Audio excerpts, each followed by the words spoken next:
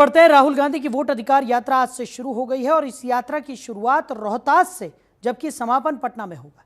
तो 16 दिन में राहुल गांधी 20 जिलों से गुजरते हुए 1300 किलोमीटर का सफर तय करेंगे और राहुल गांधी की ये यात्रा चुनाव आयोग के वोटर लिस्ट SIR 2025 के खिलाफ है। बिहार में सहयोगी RJD और लेफ्ट भी राहुल गांधी की इस यात्रा का हिस्सा बनेंगे। पूर्व उप मुख्यमंत्री तेजस्वी यादव यात्रा में शामिल होने के लिए सासाराम पहुंच भी चुके हैं। वहीं इस यात्रा के लिए बिहार कांग्रेस ने भी बड़े पैमाने पर तैयारियां की है। राज्य के करीब सभी कांग्रेस नेताओं ने इस यात्रा को सफल बनाने के लिए अपनी पूरी ताकत झोंक रखी है।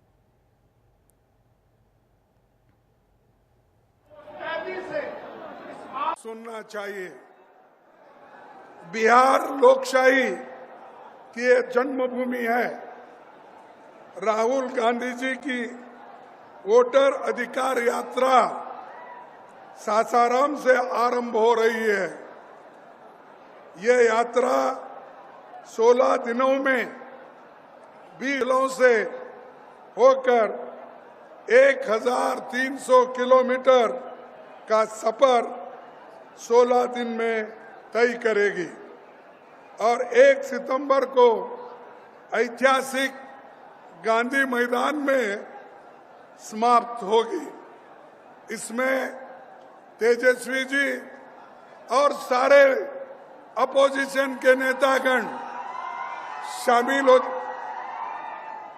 देखो भाई, ज्यादा पुकारने से वोट नहीं मिलते, काम करने से वोट मिलते हैं। जरा सुनिए। वो मांगी, मना कर दी।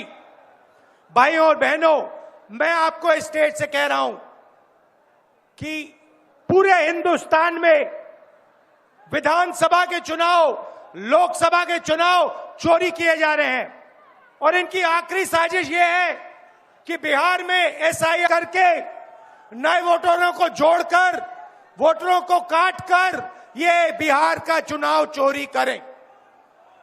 और मैं और हम सब स्टेट से आपको कहने आए हैं कि हम इन्हें ये चुनाव चोरी नहीं करने देंगे। लालू जी हमेशा से कहते रहे हैं, वोट का राज मतलब छोट का राज। और हमारे संविधान ने, बाबा साहब अंबेडकर ने सबको ये समान अधिकार दिया, एक ताकत दी, वो है वोट देने की ताकत देने का काम किया। चाहे कितना गरीब से गरीब क्यों ना हो, कमजोर क्यों ना हो, अमीर से अमीर क्यों ना हो, ताकतवर क्यों ना हो, सबको एक वोट देने का अधिकार जो है हमारे संविधान ने देने का काम किया। लेकिन भाजपा के लोग जो काम खुद से नहीं करते हैं, वो काम अब इलेक्शन कमीशन को आगे करके वो करवाने का काम कर रहे हैं। यानी आपसे आपका वोट देने का अधिकार छीन रहे हैं। तो खबर पर ज्यादा जानकारी के साथ हमारे सहयोगी नमित त्यागी हमारे साथ जुड़ गए। नमित, राहुल गांधी की इस यात्रा की शुरुआत आज से हो रही है और कहीं ना कहीं लोगों के बीच जाकर राहुल गांधी एक बार फिर वो जुड़ाव बनाने की कोशिश कर रहे हैं जो उन्होंने अपनी पुरानी यात्राओं के माध्यम से करने की कोशिश की है। और इस बार जिस तरीके से चुनाव आयोग पर कई तरह के सवाल राहुल गांधी ने खड़े किए हैं और चुनाव आयोग ने आज प्रेस कॉन्फ्रेंस कर उनके जवाब देने की भी कोशिश यहां पर की है, इन तमाम पहलुओं को अगर जोड़कर देखा जाए, किस तरीके का माहौल बनता हुआ नजर आ रहा है? देखिए, निश्चित तौर पर आपको याद होगा कि राहुल गांधी ने कुछ महीनों पहले ही भारत जोड़ो यात्रा भी निकाली थी। उस दौरान भी उनको अच्छा खासा रेस्पॉन्स मिला था। लेकिन आज के बिहार के सासाराम में इस वक्त हमारी मौजूदगी है और अब से कुछ देर पहले ही जो पूरी वोटर अधिकार यात्रा को रवाना किया गया है, उसमें हमने देखा कि मंच पर लोकसभा में नेता प्रतिपक्ष राहुल गांधी थे, बिहार विधानसभा के अंदर नेता प्रतिपक्ष तेजस्वी यादव, उनके पिताजी लालू यादव, इसके अलावा कांग्रेस के राष्ट्रीय अध्यक्ष मल्लिकार्जुन खड़गे और इंडिया गठबंधन के तमाम बड़े बड़े नेता मंच पर मौजूद थे। सीधे तौर पर एक ही संदेश इस यात्रा के दौरान राहुल गांधी देने जा रहे हैं कि हम वोट की चोरी बिहार के अंदर नहीं होने देंगे। इसके साथ साथ तेजस्वी यादव ने यह कहा कि उनके पिताजी लालू यादव हमेशा कहा करते हैं कि जो वोट का राज है वही छोट का राज होता है। और साथ ही लालू प्रसाद यादव की स्पीच को भी आप अगर आज सुनिएगा तो उन्होंने सीधे तौर पर कहा कि अब बिहार के अंदर से भाजपाइयों को भगाइए और इंडिया गठबंधन की सरकार लाइए। इस वक्त जहां पर हमारी मौजूदगी है, आपसे कुछ ही देर के बाद जो राहुल गांधी की वोटर अधिकार यात्रा है वो इसी रास्ते से निकलेगी। सामने देखिए ये जो वोटर अधिकार यात्रा से जुड़ी हुई जो बसेस हैं वो आपको यहां पर हाईवे पर लगी हुई दिखाई दे जाएंगी। और आपसे कुछ ही देर के बाद अगले 10 से 15 मिनट के अंदर ही ये वोटर अधिकार यात्रा इसी हाईवे से होकर गुजरेगी जहां पर हमारी मौजूदगी। और देखिए पूरा जो प्रोटोकॉल है वो यहां पर लगा दिया गया है। तकरीबन 1300 किलोमीटर की यात्रा है, 16 दिनों की यात्रा रहने वाली है। लेकिन जैसा मैंने बार बार बताया कि बिहार विधानसभा चुनाव से पहले यात्रा हो रही है, तो ऐसे में बड़ा सवाल है कि क्या राहुल गांधी की ये जो यात्रा है वो बिहार के लोगों पर कितना इंपैक्ट डाल पाएगी। 1 सितंबर को पटना के गांधी मैदान में इस वोटर अधिकार यात्रा की जो समापन है वो होगा और वहां पर भी हम देखेंगे कि तमाम बड़े नेता इंडिया गठबंधन के दिखाई देंगे। लेकिन जैसा हम बार बार कह रहे हैं कि ये पहली बार ऐसा हुआ है लोकसभा चुनाव के बाद कि इंडिया गठबंधन के तमाम बड़े नेता किसी एक मुद्दे पर एकजुट नजर आ रहे हैं। क्योंकि बिहार के अंदर जो एसआईआर का मुद्दा है उसमें चुनाव आयोग ने जो एसआईआर को लेकर पहला ड्राफ्ट जारी किया उसमें 65 लाख वोटरों का नाम जो है वो वोटर लिस्ट से गायब कर दिया गया, जिसको लेकर तमाम सवाल विपक्षी गठबंधन उठा रहे हैं। और अब राहुल गांधी की उसी मुद्दे को लेकर बिहार के अंदर ये 15 जिलों के अंदर जो यात्रा आज से शुरू हो रही है, देखना दिलचस्प होगा कि किस तरीके का रेस्पॉन्स राहुल गांधी को इस यात्रा के दौरान मिलेगा।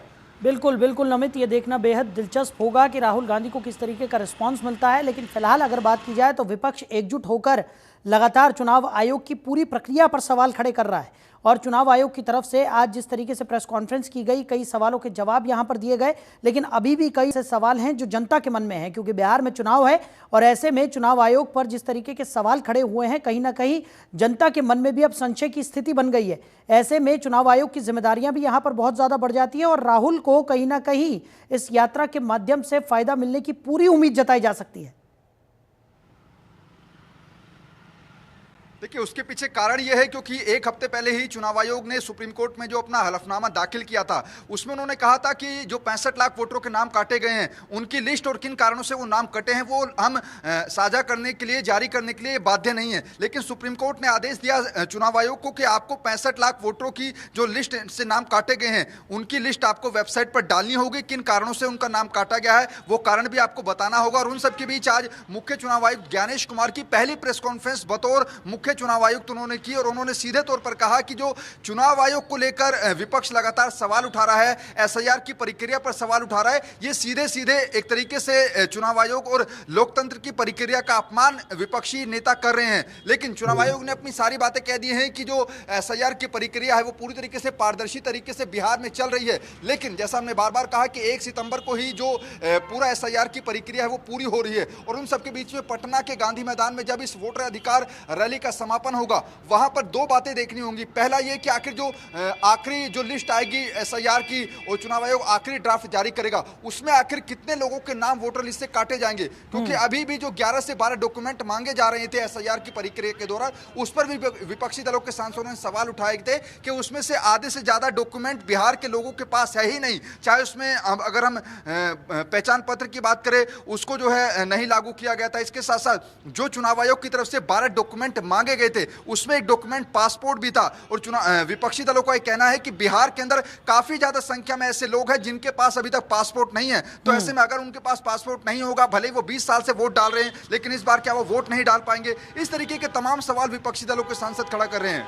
बिल्कुल, और कहीं ना कहीं अब वोट अधिकार यात्रा की शुरुआत तो आज से राहुल गांधी की तरफ से कर दी गई है और तमाम जो विपक्षी दल के हैं वो भी इस यात्रा में शामिल होते हुए भी समय समय पर नजर आएंगे। साथ ही साथ आज जिस तरीके से इस यात्रा का आगाज किया गया है, लेकिन जिम्मेदारियां यहां पर बहुत सारी हैं। राहुल गांधी को भी अब देखना होगा कि जिस रणनीति के तहत इस यात्रा की शुरुआत की गई है अंत तक वो रणनीति बरकरार रहे, तभी इस यात्रा का कोई फायदा होने वाला है। क्योंकि महाराष्ट्र चुनाव से जोड़कर भी बिहार के चुनाव को यहां पर देखा जा रहा है और जिस तरीके से विपक्ष की तरफ से लगातार यह कहा गया कि महाराष्ट्र के चुनाव में वोट की चोरी यहां पर की गई और ऐसा वो बिहार में नहीं होने देंगे। यानी अगर वो चाहते हैं कि उनकी जो रणनीति है वो कामयाब हो तो उस रणनीति को बरकरार रखना यहां पर बेहद जरूरी होगा, कांग्रेस के लिए भी और तमाम विपक्षी दलों के लिए भी। नमित,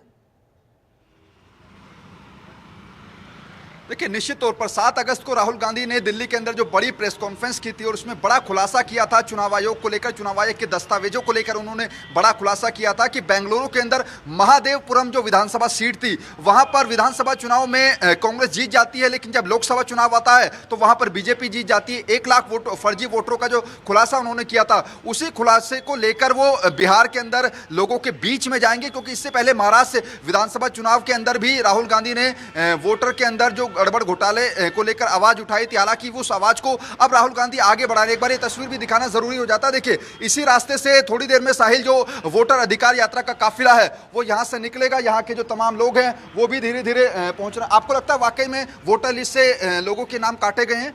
ये देखिए, आज राहुल गांधी जी का सासाराम में क्षेत्र में, शेरशाह किशोरी के क्षेत्र में जो आज महासभा किया गया, वोट अधिकार यात्रा के तहत लोगों में बहुत जागरूकता दिखने को मिला। हम सभी लोग आए, बहुत जैन सलाम। आपको वाकई में लगता है कि एसआईआर जो बिहार में चल रहा है उससे लोगों के नाम जबरदस्ती कटवाए जा रहे हैं वोटर लिस्ट से? देखिए, बिहार एक अति पिछड़ा राज्य है, सबको पता है, और शिक्षा के क्षेत्र में भी पिछड़ा हुआ राज्य है। सबको पास जो चुनाव आयोग द्वारा डॉक्यूमेंट्स मांग की गई है, ये जाहिर सी बात है कि 20 से 30% लोगों के पास बिल्कुल ही नहीं है। 30% के लोगों के पास बिल्कुल नहीं है। कुछ ऐसे मजदूर हैं जो पलायन कर कर बरसों से बाहर रह रहे हैं, उनका उस राज्य में भी अधिकार नहीं मिला है वोट डालने का। ठीक है ना, खासकर बिहार में रह भी नहीं रहे हैं, उनका कोई परिवार नहीं रहा है, तो कहाँ से कोई डॉक्यूमेंट देंगे? उनका नाम कट जाएगा। लोगों का कहना है कि वाकई में जो डॉक्यूमेंट चुनाव आयोग मांग रहा है, मैक्सिमम लोगों के पास वो डॉक्यूमेंट नहीं है। चलिए नमित, हमारे साथ जुड़ने के लिए, इन तमाम जानकारियों के लिए आपका बहुत शुक्रिया।